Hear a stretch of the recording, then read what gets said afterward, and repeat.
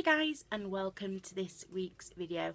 Now this week I'm going to talk about patience and how important it is to have patience when dealing with a mental illness. Now a mental illness is a continuous battle.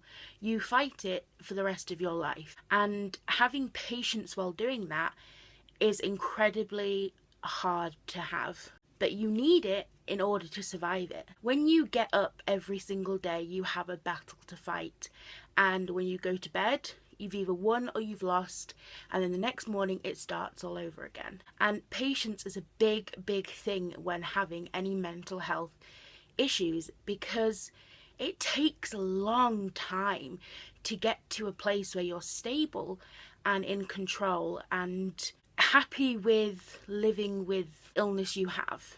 I know for a fact that having patience while having this disease is a really hard thing. My patience gets tested constantly. It's so hard because it's so tiring and it's frustrating and annoying, and some days you can have a really good day and the other days it can be just, it feels like everything is pulling you under and you're drowning and you just want to snap. And that's okay. As much as you need to have patience and be in control and try to understand that it's a long journey and it's going to take time, sometimes it's okay to lose your temper and just scream and shout and swear and punch your pillow or just get mad, because it is really frustrating. I know I get frustrated when I have talked in therapy about a certain issue, which seems like millions of times we've gone over it, we've talked it out and everything seems fine, but then it could be a few weeks or months later and something triggers it back and all those horrifying, scary, overwhelming feelings come back, and boom, we're back in therapy talking about the issue again. And that can be so frustrating because you want, once you talk about it, you want it to be done. You want that issue to be finished and never to bother you again. But unfortunately, it doesn't work like that. So as much as it is important to understand that you are fighting this illness for the rest of your life, and it is going to require you to take several deep breaths occasionally and to have patience and to just try, sometimes it's okay to just have a bit of a temper tantrum, stomp your feet, and just get mad because it's unfair. Nobody has patience every single minute of every single day.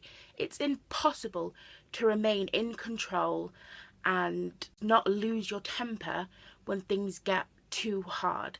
Sometimes you just need to let the anger and the frustration out, whether that is by screaming, shouting, swearing, punching a pillow, just doing anything just to get that release out, because it is really frustrating. But the only way to survive this illness is by having some patience, which sucks, because if you're not a patient person, it's a really hard illness to go through. I know that I wasn't necessarily the most patient person in the world, but now, having gone through this for the past few years, I have improved. I am a lot more of a patient person, but I still lose my temper sometimes. I still get really frustrated and mad when a problem arises that I felt like I've dealt with a million times before, but it's come back again.